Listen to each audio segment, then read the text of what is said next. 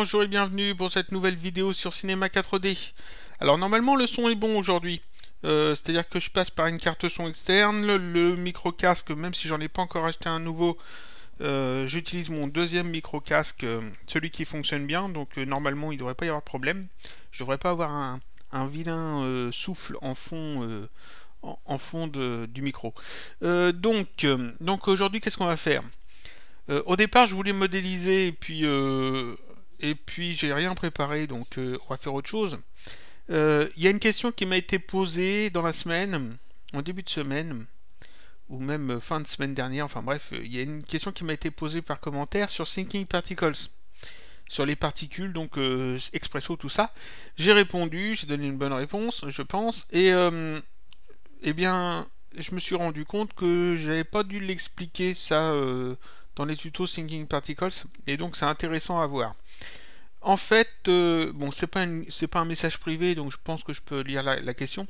En fait, la personne fait une comète qui se déplace sur 100 frames, et la personne utilise Thinking Particles sans doute pour faire un petit effet de comète qui se désagrège ou quelque chose comme ça. Ou non, l'entrée dans l'atmosphère, ou je sais pas, ça s'est pas dit. Et donc la personne veut que ces particules euh, alors la comète se déplace sur 100 frames et entre 0 et 50 frames, la personne veut que les particules soient d'une certaine couleur et ensuite que les particules qui sont émises soient d'une autre couleur, mais celles qui ont déjà été émises ne changent pas forcément de groupe.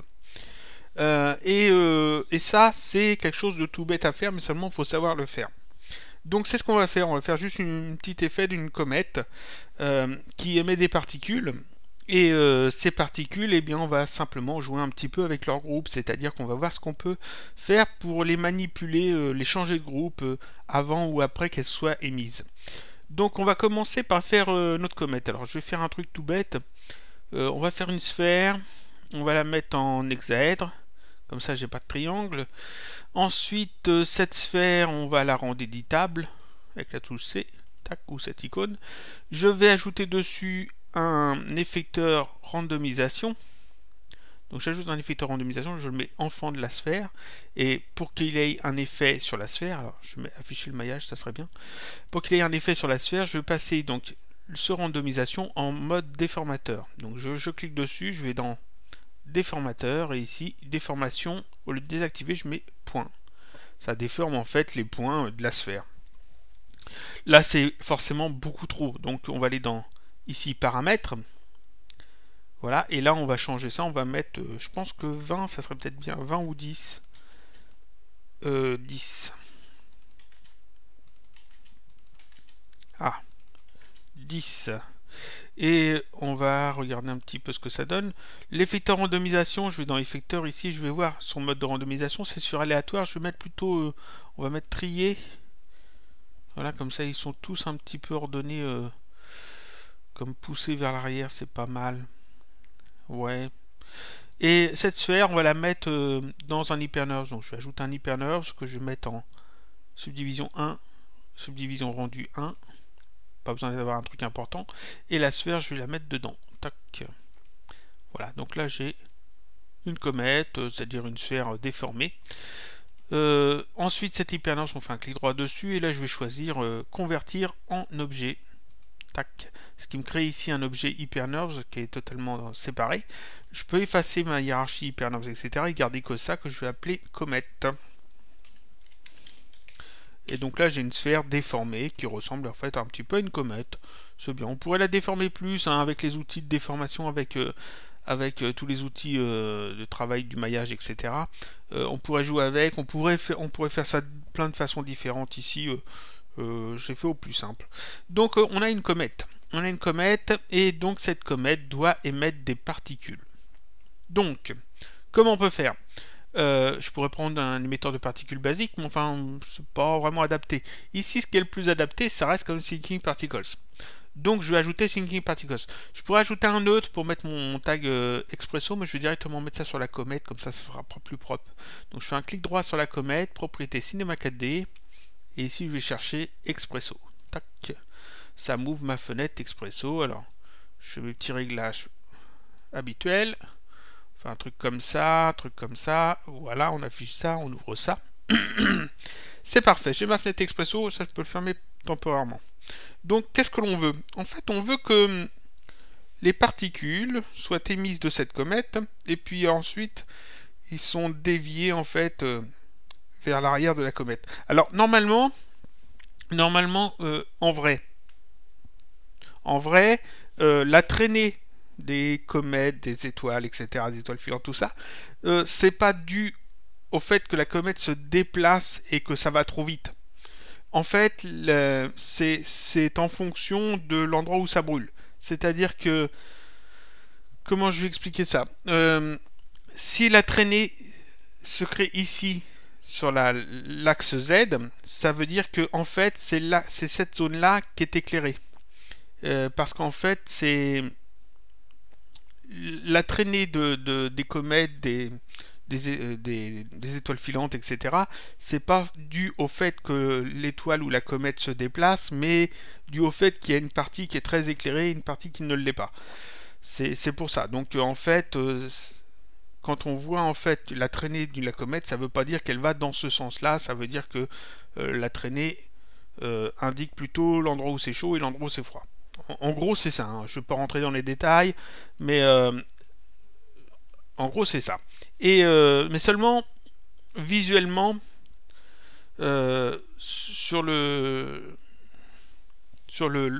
l'idée que l'on se fait en fait d'une étoile filante, d'une comète, c'est pas la réalité qui compte, c'est plutôt le côté visuel qui va être esthétique, ça va être plutôt le côté qui va rendre bien.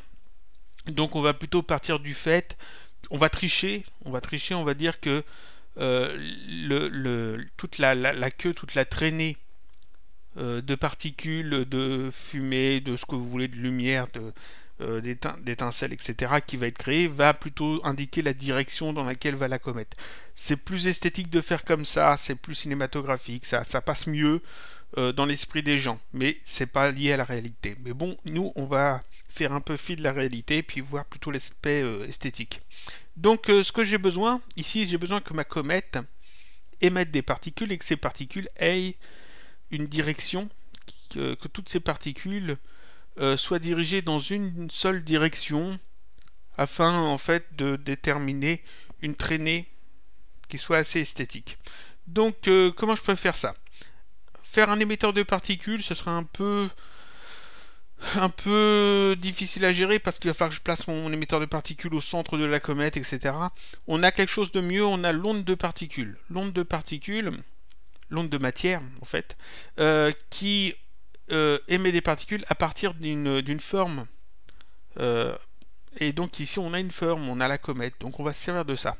Je rouvre mon Expresso, je vais ici dans Thinking Particles, et dans les générateurs, je vais prendre non pas le P-orage, mais l'onde de matière.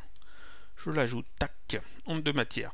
L'onde de matière n'a pas besoin d'un neutre pour lui indiquer en fait un emplacement, etc. Parce qu'en fait l'onde de matière, quand je clique dessus et je regarde dans ses propriétés, ici c'est un objet qu'il a besoin et les particules vont être émises depuis cet objet, depuis la surface de cet objet.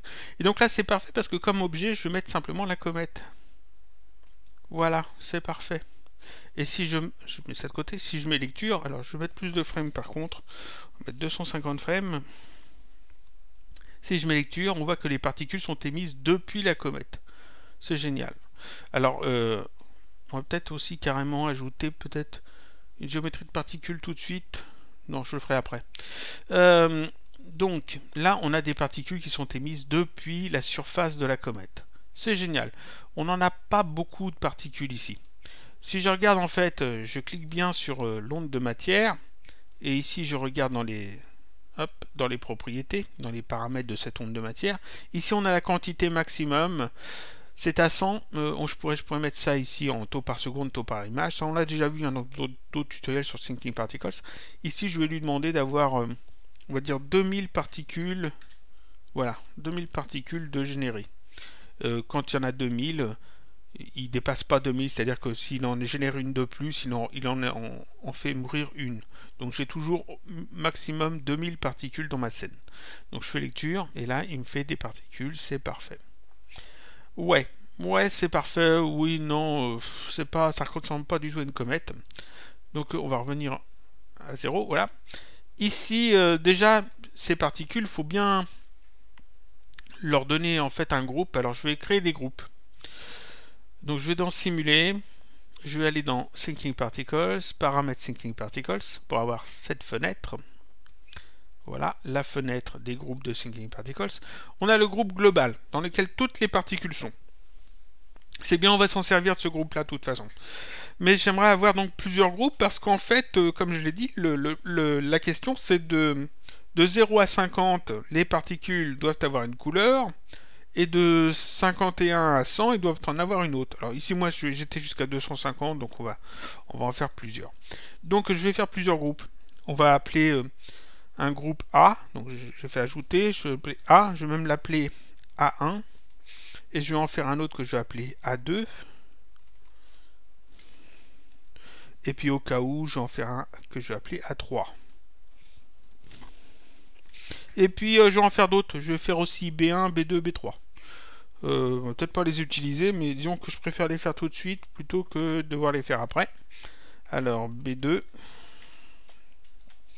Ah, je n'ai pas fait comme il faut. B2 et B3. B3. On va leur donner des couleurs. Alors A1, on va aller dans les oranges.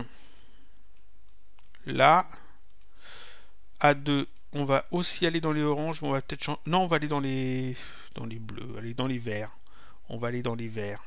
Voilà, un vert comme ça. Et puis A3, on va aller dans les bleus. Comme ça, il y aura une continuité. Voilà. Et puis B1, B2, B3, on va aller dans des couleurs différentes. On va aller allez, des couleurs bien flashy, histoire de bien les reconnaître en fait. Jaune, et puis du rouge. Voilà, donc là j'ai que des couleurs différentes, et le groupe global, ils sont en blanc. Ça, je vais mettre de côté. Je ne vais pas fermer cette fenêtre-là, je vais la mettre de côté. Voilà. Donc ici, mon onde de matière génère des particules. Ces particules, on va les mettre dans un groupe. Donc on va commencer, alors ici, je vais dans... alors on va avoir besoin ici dans TP standard d'un P-groupe. Ici, P-groupe. Je l'ajoute, tac. P-groupe par défaut est sur global, donc ici, voilà, je reprends cette fenêtre-là et je vais mettre ça dans le groupe A1. Donc elles seront en orange. Je remets ça de côté. Et je relis ça ici. Tac. Si là j'actualise, alors on actualise bien, tac, je fais lecture et on voit que en fait les particules sont effectivement orange. Maintenant que j'ai utilisé un groupe, en fait je peux ajouter des effets sur mes particules. Donc ici je vais aller chercher dans TP initiateur un P conduit, voilà, et je vais dire là les particules du groupe orange, je vais leur ajouter un effet. Je pourrais faire ça, mais seulement je vais ajouter le même effet sur chaque. Je vais ajouter le même effet sur chaque particule. En fait, je vais ajouter un effet de vent pour pousser les particules sur l'arrière. Donc, si je le mets sur le groupe A1, ça va être gênant parce qu'en fait, il va falloir aussi que je le mette sur le groupe A2, A3, etc. Sur tous les groupes que je vais créer pour pouvoir mettre le même effet partout. Ici, je vais plutôt laisser global. Comme ça, en fait, l'effet que je vais ajouter aura un effet sur tous les groupes de particules qui sont enfants du groupe global. Voilà. Alors je vais ajouter comme effet un P-vent. Donc je vais ici dans TP dynamique et ici j'ajoute le P-vent. Tac. Et je le relie au global. Ici, il lui faut un élément neutre pour avoir en fait des coordonnées. Donc dans ma scène, je vais ajouter un élément neutre que je vais appeler vent. Vent. Ce vent, je vais le décaler un petit peu comme ça. Voilà. Et je vais le mettre en fond de la comète. Et ici, dans mon expresso, dans P-vent, je vais faire glisser justement ce neutre. Tac. Voilà, P-vent. Ici, on voit la flèche qui indique le sens du vent. Donc là, c'est parfait, il est pile dans le sens que je veux, de toute façon. On peut aussi sélectionner ici le P-vent. Je le sélectionne. Et dans ses propriétés, ici, on va peut-être booster un peu l'intensité à 200. Ou peut-être même 300. Ça donne quoi avec 300? On va voir. Je fais lecture. Alors, dézoomer un peu. Je fais lecture. Tac. Les particules vont effectivement vers l'arrière. Et jusque là, ça fait une jolie traînée. C'est parfait. On peut mettre un peu plus peut-être. Si je mets 400, ça donne quoi? 400. Ouais, 400, c'est pas mal. Tac, ça fait une traînée assez longue. 400, et ici on voit que toutes les particules sont en orange parce qu'elles sont toutes dans le groupe A1. Et là, elles subissent en fait le P-vent parce que le groupe A1 fait partie du groupe global, et le groupe global, c'est sur lui que j'ai mis mon effet P-vent. Donc ici, j'ai mon onde de matière qui donc génère des particules qui vont dans le groupe A1. Je reviens sur la question. La question, c'était comment faire en sorte que de 0 à 50, jusque là, donc fait lecture jusqu'à peu près 50, à peu près là, juste toutes ces toutes là aient une couleur, et à partir de 50, c'est-à-dire quand je continue, ici, la couleur change. C'est-à-dire que toutes ces particules-là gardent leur style, leur couleur, mais que les particules qui sont ici, qui sont générées, aient une autre couleur. Comment on peut faire ça? Ici, on a plusieurs groupes de particules. J'ai le P-groupe A1. On peut ajouter un autre P-groupe. On peut tout à fait ajouter plusieurs P-groupes. Donc j'ajoute un autre P-groupe qu'on va appeler A2. Tac, A2. Et on peut même en ajouter un de plus si je veux. Tac, que je vais appeler A3. On va peut-être pas l'utiliser, mais je l'ajoute quand même. Voilà. Si je relie en fait la naissance de particules à plusieurs groupes, par exemple sur le A2, tac, ça va pas marcher. Ça va pas marcher parce qu'en fait, quand je vais faire lecture, voilà, en fait, on voit que les particules sont toujours orange. Pourquoi? Parce qu'en fait, c'est le premier groupe qui est pris en compte. Le deuxième groupe, ici, les particules ne peuvent pas appartenir à deux groupes différents. Donc là, on a un problème. Je vais simplement maintenant détacher tout ça. Donc si je refais lecture, je me retrouve avec de nouveau des particules blanches, c'est-à-dire que les particules sont dans le groupe global. Et ce que je vais faire, c'est que je vais demander à ce que la naissance de particules se relie à l'un des groupes en fonction de où on en est dans la ligne de temps. Et pour ça ici tout en bas, dans Preset System, dans Expresso, j'ouvre Preset System. Voilà, ici on a le Time Control que j'ai déjà montré dans un tutoriel. Il y avait eu un tutoriel rien que pour lui, je crois. J'ajoute le Time Control, c'est un nœud qui est super pratique, qui permet en fait de définir une valeur booléenne en fonction d'un intervalle de temps. C'est-à-dire de dire de la frame temps à la frame temps, la valeur booléenne qui sort ici est égale à 1. Et si on n'est pas dans cet intervalle de temps, entre tel frame et tel frame, dans ce cas-là, la valeur booléenne n'est pas égale à 1, mais va être égale à 0. Comment je peux me servir justement de cette valeur booléenne? La valeur booléenne, c'est 0 ou 1, donc c'est vrai ou faux, donc c'est activé ou désactivé. Si je regarde les groupes, ici, dans leur peur, ici on a le peur d'origine, et ici, si je clique, j'ai justement un peur activé. Donc on peut activer ou désactiver les groupes à volonté avec une valeur booléenne.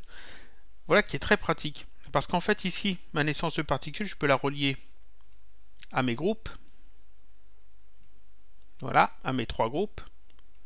Et maintenant, je vais pouvoir activer ou désactiver ces groupes avec une valeur booléenne. Donc je vais mettre ce nœud là, je vais en faire plusieurs, j'en ai besoin de 3. Voilà. Je vais dans le time control du premier, dans les paramètres time control du premier time control. Ici, dans ces paramètres, on a start frame and stop frame. Donc on va dire de 0 à 50. Là, de 0 à 50, la valeur booléenne, on la fait rentrer ici dans le activé du groupe A1, enfin du groupe de ce groupe-là.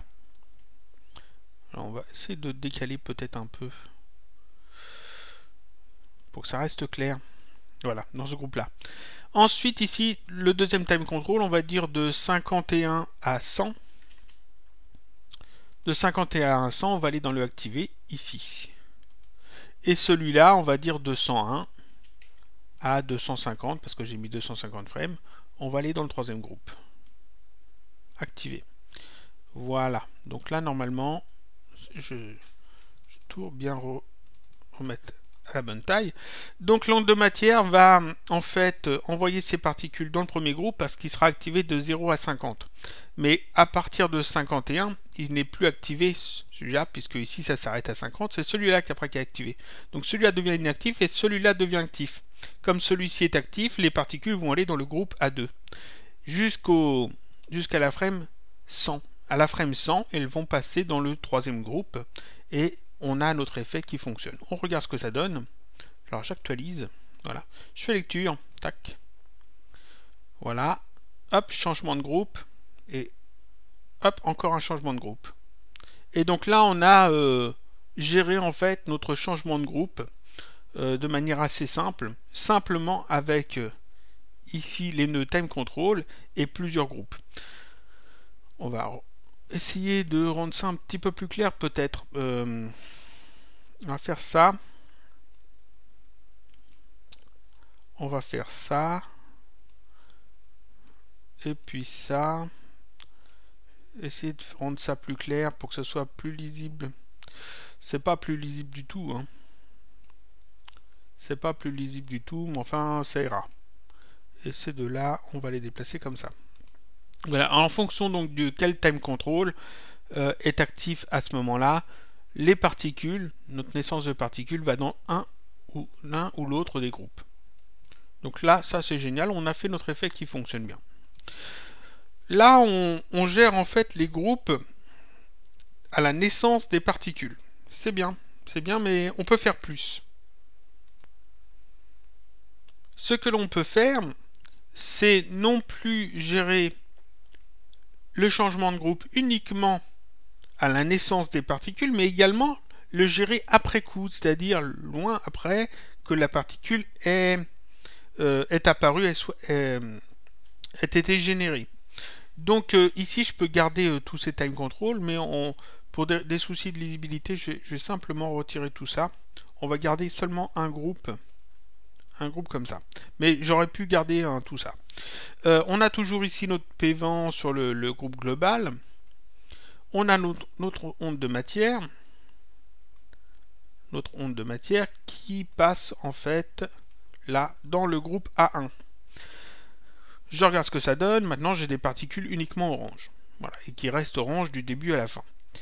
J'aimerais que ces particules, on va dire que ce soit des débris de la comète qui rentrent peut-être dans l'atmosphère, par exemple.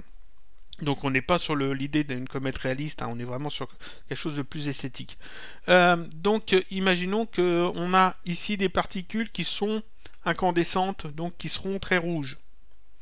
Et puis d'une couleur par exemple très rouge ou très vive. Et puis quand elles vont un peu plus loin ici, elles changent de couleur parce qu'elles refroidissent tout bêtement, parce qu'elles sont plus dans la zone qui est la plus chaude. Et puis ensuite elles sont encore plus froides, donc elles appartiennent encore à un autre groupe de particules. Donc comment on peut faire ça? En fait, il faut non pas qu'on change le groupe de particules au moment où les particules sont générées, mais après qu'elles aient été générées. Il faut qu'on les change à un moment donné dans la timeline, mais ce sont des particules qui ont déjà été générées. Donc il faut qu'on les change de groupe à la volée. Ici, elles sont dans le groupe A1, on va donc les passer dans le groupe A2 à un certain moment, puis celles du groupe A2 vont passer dans le groupe A3 à un autre moment. Comment on va faire ça? On va ajouter un P conduit. Ici, j'ajoute un P conduit, tac, qui est sur global par défaut. Ici, on veut gérer les particules qui sont dans le groupe A1. Donc sur mon P conduit, je vais faire glisser ici le groupe de particules A1. Voilà.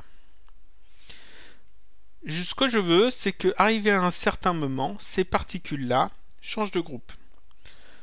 Donc on va avoir besoin d'une condition. À quel moment les particules doivent changer de groupe? Ici, dans TP condition, tac, on a le P âge, qui va justement déterminer une condition en fonction de l'âge des particules. J'ajoute ce P âge. On lui indique quelle particule, celle-là, quelle particule traitée. Donc ici, c'est le groupe de particules, le P conduit A1. Je clique sur le pH et je vais voir dans ces paramètres. Ici, dans ces paramètres, on a type naissance, et puis après, on a des valeurs qui sont grisées. On peut choisir, donc, au moment de la naissance, la particule doit activer quelque chose. Parce que ici, le pH utilise en fait un activé, donc une valeur booléenne. On peut lui dire, à la mort de la particule, ça doit activer quelque chose. On peut aussi lui dire qu'à l'entrée dans un groupe, ça doit activer quelque chose, ou alors en fonction d'une valeur relative, donc à 0% ou 100%, etc., de sa vie, etc.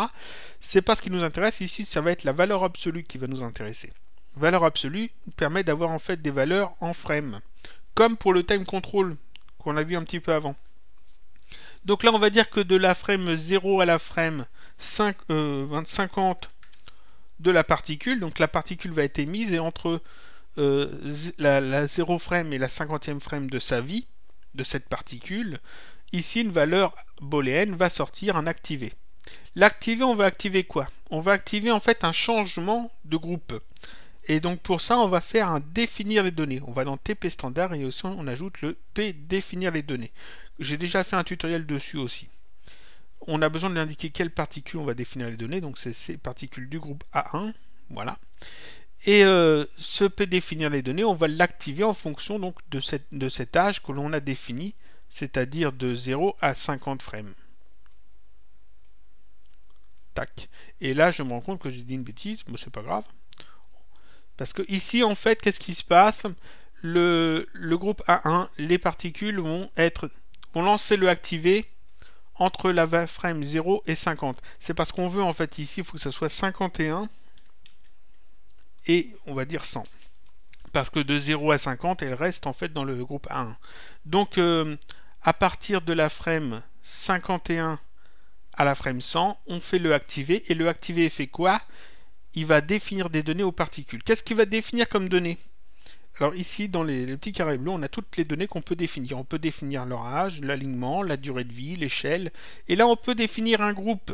Donc, on va aller changer de groupe. On va ajouter ça. Tac. Groupe.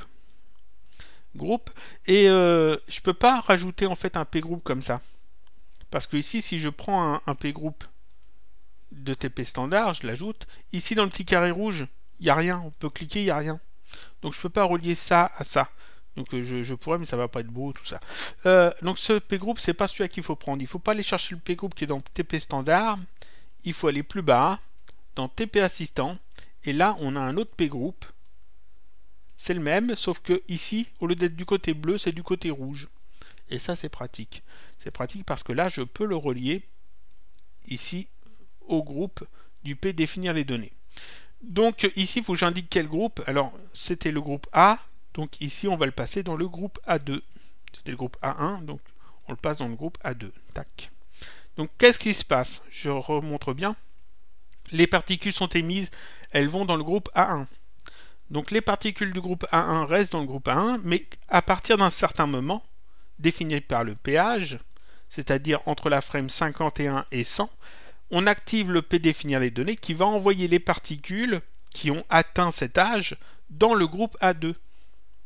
On regarde ce que ça donne. Tac.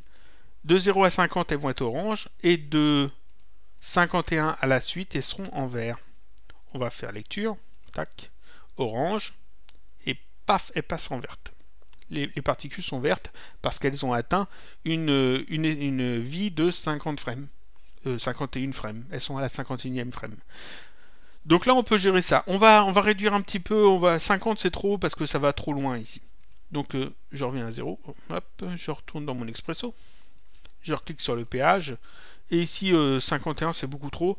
On va pas mettre 51, on va mettre seulement 25. Et puis là, on va mettre ça jusqu'à 50. Voilà, on va voir ce que ça donne. Hop. Voilà, ça va beaucoup plus vite. C'est parfait.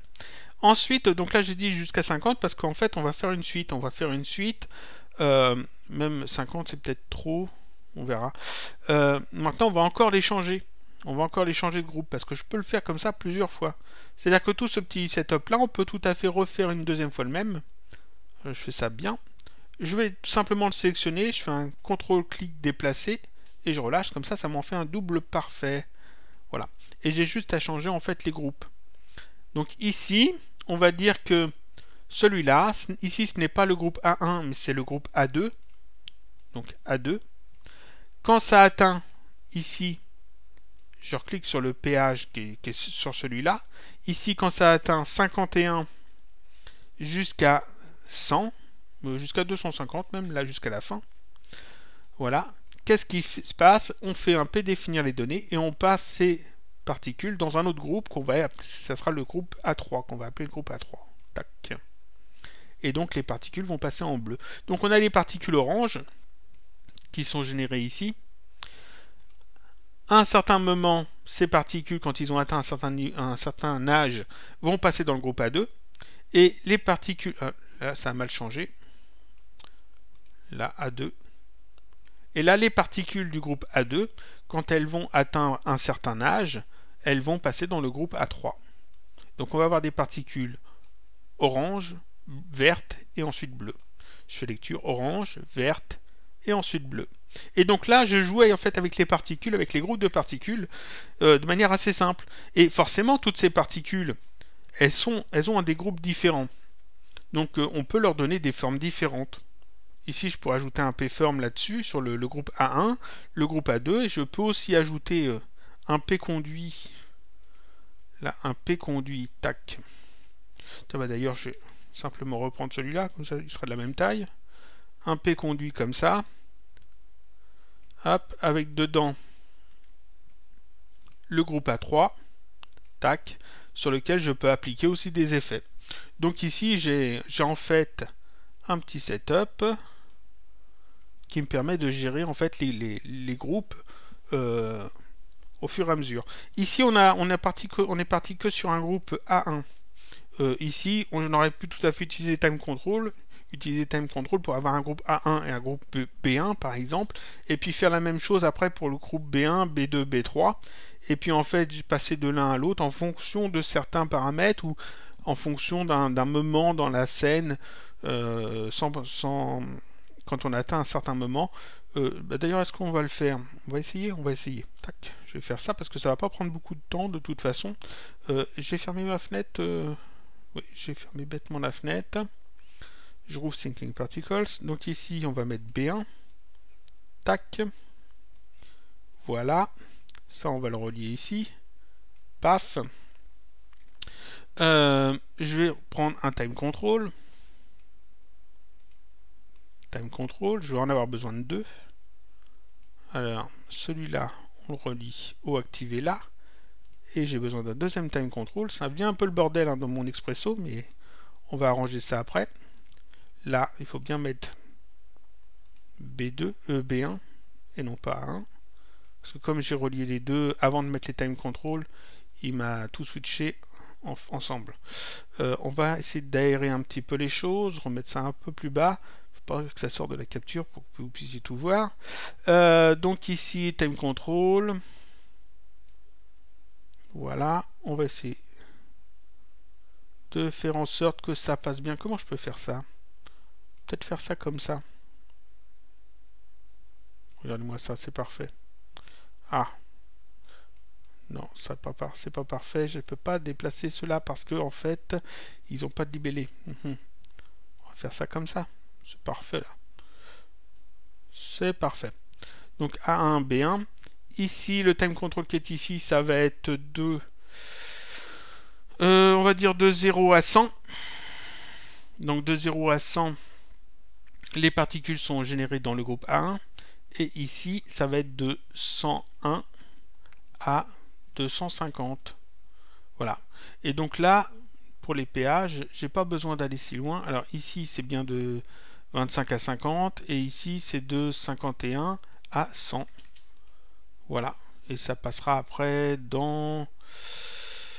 est-ce que ça passera dans le... Oui, ça passera dans le groupe A3.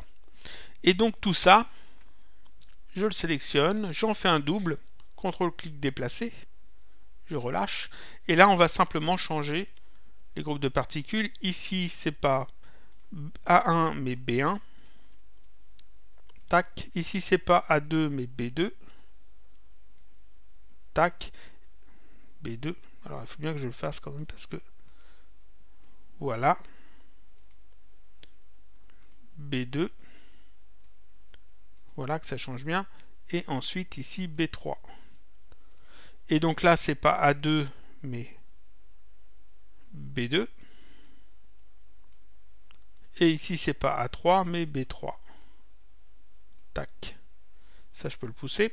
Ici, je vais changer les paramètres des péages. Ici, c'est pas 25, mais ça va être 125 jusqu'à 150.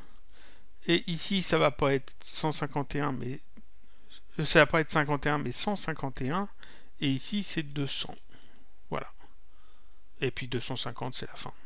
Et normalement là ça devrait être bon, c'est-à-dire qu'est-ce qu'on va voir? On va voir quoi? On va voir que les... Alors je vais peut-être tout expliquer avant de le lancer. Les particules sont émises, elles vont dans le groupe A1 parce que le time control ici se déclenche entre 0 et 100. Donc de 0 à 100 c'est dans le groupe A1. Donc de 0 à 100, le groupe A1, on vérifie l'âge des particules et arrivé à 25 frames, on les met dans le groupe A2. Dans le groupe A2, c'est ici, on vérifie leur âge et on les passe dans le groupe A3 quand elles ont atteint 51 frames, la frame 51. Et ensuite, dans le groupe A3, on les laisse dans le groupe A3. Seulement, quand on arrive à la frame 101, les particules ne sont plus dans le groupe A1, donc ils ne sont plus là, mais elles sont dans le groupe B1, donc ce groupe-là. Dans le groupe B1, elles seront donc en mauve, jusqu'à en fait la frame 125 où elles vont passer dans le groupe B2. Dans le groupe B2, elles seront en jaune, elles vont ensuite passer dans le groupe B3 à la frame 151 et dans le groupe B3, elles seront en rouge. Donc on va voir ça. Normalement, il y a plein de couleurs qui vont changer au fur et à mesure. Je fais lecture, tac, on a du orange, ça passe en vert, ça passe en bleu. Ici, ça va changer. Tac, du mauve. Après, paf, ça va changer de couleur. Ça change pas de couleur. Pourquoi ça change pas de couleur? Alors, je regarde pourquoi ça change pas de couleur. Le groupe B1. Là, alors, je regarde parce que 101 à 250. 0 à 100. 1. Ça passe dans le groupe B1. Dans le groupe B1, on vérifie leur âge. 101, 250, ça active, ça passe dans le groupe B2, le activer normalement devrait bien se connecter au moment où on passe à la frame 101. Et là, non, au moment où on passe à la frame 125. 125, ça lance le activer là, qui passe ça dans B2. On vérifie parce que j'ai un doute quand même. Là, à 100, ça va changer. J'avance image par image. 99, 100. On a du mauve. Et ça va jusqu'à 125 normalement. Là. Et là, normalement, ça devrait changer de couleur. Pourquoi ça change pas de couleur? Où est-ce que je me suis trompé?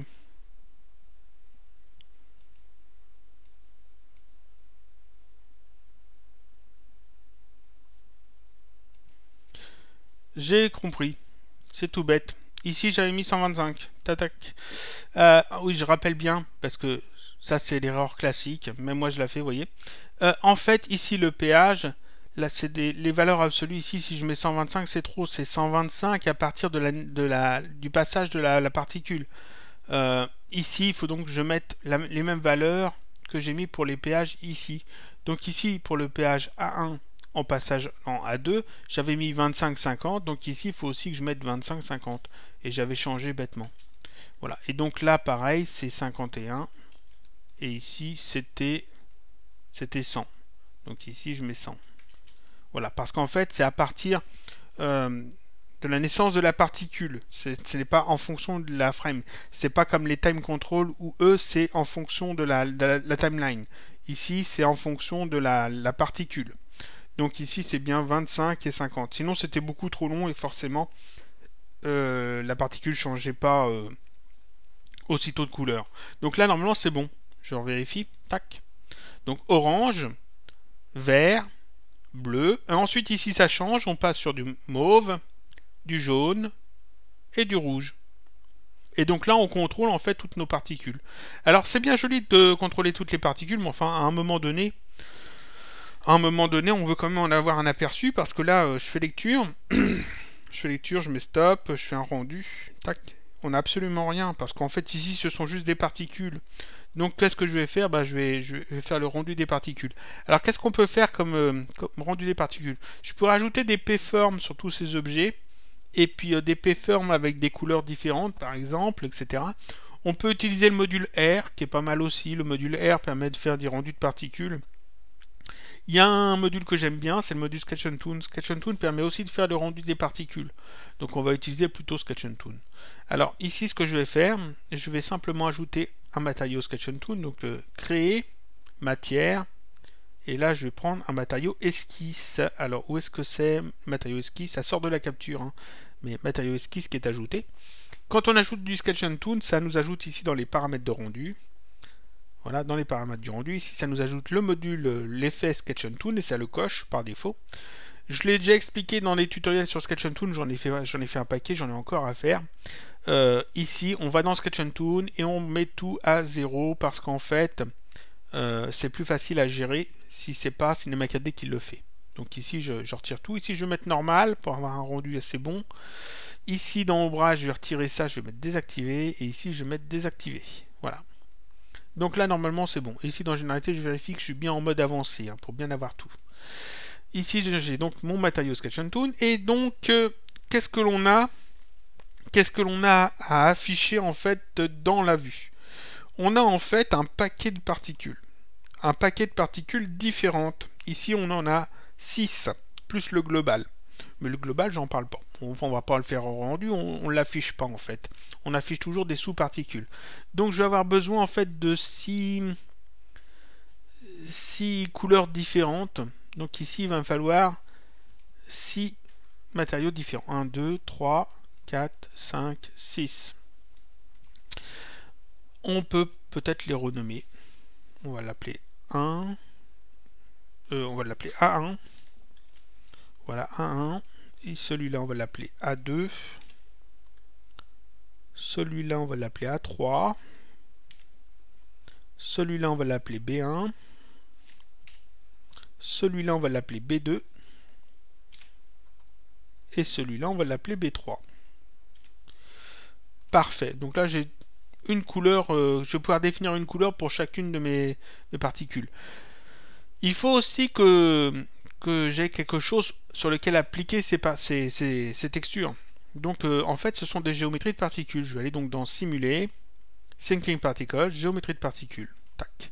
Et on va aussi les renommer. Alors, ça va être A1. Je vais en faire un double. Tac. A2. J'en fais un double. A3. Je ne suis pas obligé de les renommer, mais c'est plus pratique après pour la suite. Là, on a besoin de 3 autres. Donc j'en fais 3, voilà. B1. A. Allez, B1. B2. B3. Et pour chacune de ces géométries de particules, ici il faut que j'indique un groupe de particules. Donc le A1, ça va être le groupe de particules A1. Le A2, ça va être le A2. Le A3, ça va être le A3. Et ainsi de suite. Comme ça, je suis sûr que c'est tout bon. Et comme ça, j'ai une géométrie de particules différente pour chaque groupe de particules. Donc je peux ajouter maintenant mes textures dessus. Le A1, le A2, le A3, le B1, le B2 et le B3. Et je me rends compte que non, c'est bon. C'est bon. Je vais sélectionner ces 6 tags. Ici dans ligne, je vais décocher ça, ça, ça. Je vais laisser particules. Ici, je vais passer en mode traîner et puis je vais mettre une frame seulement. Tac. Voilà. Et je vais faire ici supprimer le trait à la mort de la particule. Comme ça, normalement, ça devrait être bon. Seulement si je fais une lecture ici et que je fais un rendu ici, on n'a rien. Parce qu'en fait, ça ne se fait qu'au rendu final. Donc on va voir ça après. Ici, toutes mes textures sont très bien. Je vais aller dans les traits. Non, dans l'épaisseur. L'épaisseur. Ici 2, je vais mettre 1 seulement. Ça devrait suffire. Et puis je vais changer les couleurs. Alors, ici, le A1, je vais dans couleur. Alors je peux l'ouvrir comme ça aussi. Tac. peut-être mieux. Donc couleur, et ici on va mettre... alors la première couleur, qu'est-ce que j'avais pris comme couleur? On va reprendre les mêmes peut-être. Voilà, je vais mettre ça de côté. Alors la première ici j'avais mis du orange. À reprendre à peu près les mêmes, hein, pas exactement les mêmes couleurs, c'est pas grave. Voilà, là pour le A2 j'avais pris du vert. Voilà. Pour le A3 j'avais pris du bleu. Pour le B1, j'avais pris du mauve. Bien flashy. Pour le B2, j'avais pris du jaune. Et enfin, pour le B3, j'ai pris du rouge. Tac. Voilà, donc là j'ai une couleur de traits hein, différente à chaque fois en fonction du groupe. Si je fais donc un rendu ici, ça me fait rien parce que dans le rendu dans la vue ici, on a les particules qui sont bien affichées, mais là on n'a absolument rien. En fait, il faut faire le rendu final. Donc je vais faire un rendu final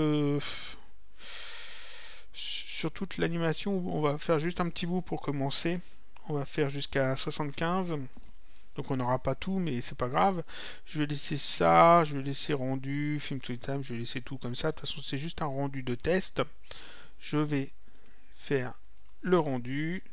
Oui, on efface, c'est pas grave. Et là, on voit ce que ça donne. Donc on a effectivement, alors hop, tac.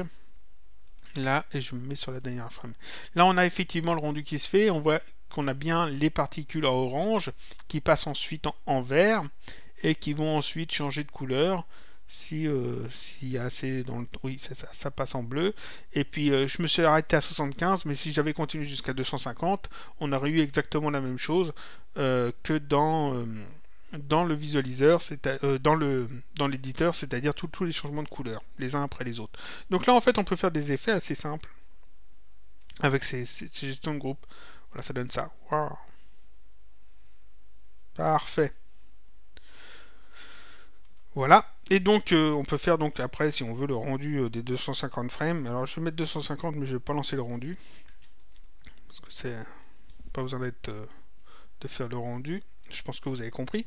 Donc ici, on a fait avec Sketch Tool, on aurait pu faire ça autrement. Hein. Donc, qu'est-ce qu'on a fait ici? On a fait tout ça.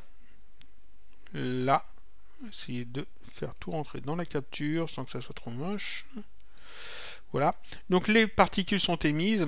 On utilise le time control pour décider à quel moment, dans quel groupe elles doivent aller à quel moment. Donc, ce time control là les envoie dans le groupe A1 entre la frame 0 et la frame 100. Celui-ci les envoie dans le groupe B1 entre la frame 100 et 250.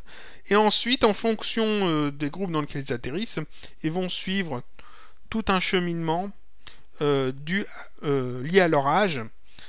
Ici, les particules qui sont dans le groupe A1 et les particules qui sont dans le groupe B1 aussi, quand ils vont atteindre la 25e frame, et jusqu'à la 50e frame, elles vont passer ces particules soit dans le groupe A2, soit dans le groupe B2, en fonction d'où est-ce qu'elles viennent.